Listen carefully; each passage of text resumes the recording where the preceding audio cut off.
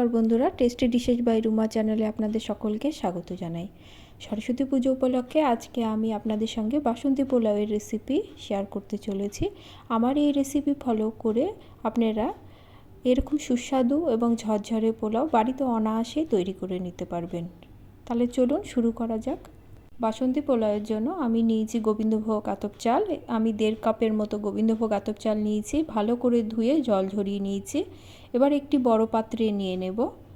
দেব গরম মশলা। গরম মশলার মধ্যে আমি নিয়েছি একটা বড় এলাচ, দুটো ছোট এলাচ, 2-3টে দারচিনি, 2-3টে লং। এছাড়া দিয়েছি একটা তেজপাতা, আর দিয়েছি 1 চামচের মতো হলুদ, 1 চামচ লবণ এবং 1 চামচ করে দিয়েছি আদা বাটা এবং ঘি। ভালো করে সব উপকরণ মিশিয়ে নিতে হবে। ভালো করে মিশিয়ে নিয়ে আধা ঘন্টা থেকে 1 ঘন্টা রাখতে হবে। মিশ্রণটা যতক্ষণ রাখা যাবে তত কিন্তু ভালো হবে। কড়া গরম করে তাতে 2 চামচের মতো দিলাম আমি সাদা তেল, আর দিলাম 1/2 চামচের মতো ঘি। ঘিটা অ্যাড করলে ফ্লেভারটা কিন্তু বেশ সুন্দর আসে। তেলটা আমার গরম হয়ে গেছে। এবার আমি চালের মিশ্রণটা দিয়ে দেব। চালের মিশ্রণটা দিয়ে কিন্তু অনবরত নাড়তে হবে। গ্যাসের ফ্লেমটা কিন্তু মিডিয়াম থেকে লোতে রাখতে হবে। চালটা কিন্তু একটু বেশ সময় নিয়ে নাড়তে হবে। চালটা যখন বেশ ঝুরঝুরে হয়ে আসবে তখন আমি জল অ্যাড করব। কাপটা চালের পরিমাণের ডবল, অর্থাৎ আমি যেমন 1.5 কাপ চাল নিয়েছি, যে কাপটাতে আমি চালটা নিয়েছি তার ডবল আমি জল নিয়েছি, অর্থাৎ 1.5 কাপ চালে কিন্তু আমি 3 কাপ জল নিয়েছি। জলটা অবশ্যই গরম করে নিতে হবে। ঠান্ডা জল কিন্তু কোনোভাবে পোলাওতে দেওয়া যাবে না।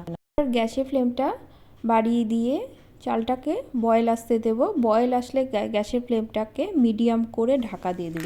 একটি পাত্রে কাজু আর কিশমিশ ঘিতে হালকা করে ভেজে নেব। ভেজে নিয়ে ঢাকা খুলে এর মধ্যে দিয়ে দেব।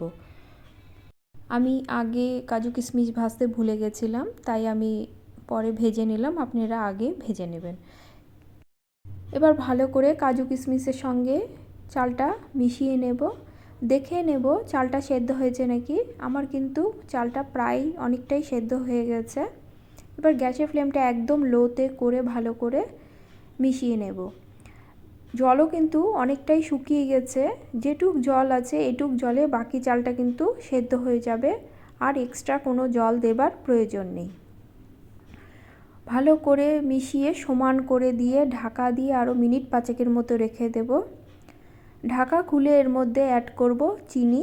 চিনিটা আপনাদের মিষ্টি কী পরিমাণ খাবেন সেই মাপ মতোই দেবেন। আমি এতে 1/2 কাপের মতো চিনি দিয়েছি।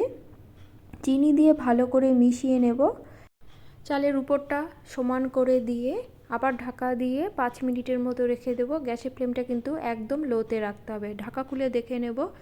দেখুন চালটা কিন্তু আমার একদমই সেদ্ধ হয়ে গেছে এবং জলটাও কিন্তু প্রায় টেনে গেছে। ভালো করে মিশিয়ে নিয়ে আবারও ঢাকা দিয়ে মিনিট 5 জন্য রেখে মিনিট 7 পরে ঢাকা খুলে দেখে নেব। দেখুন জল কিন্তু পুরোপুরি শুকিয়ে গেছে এবং আমার পোলাওটা কতটা ঝরঝরে হয়েছে। ভালো করে মিশিয়ে নিলেই রেডি এই বাসন্তী পোলাও। ভিডিওটি ভালো লাগলে লাইক কমেন্ট করবেন এবং সাবস্ক্রাইব করে পাশে থাকবেন, এবং বাড়িতে এই রেসিপিটি ট্রাই করার জন্য অনুরোধ রইল। সকলে খুব ভালো থাকবেন। ধন্যবাদ।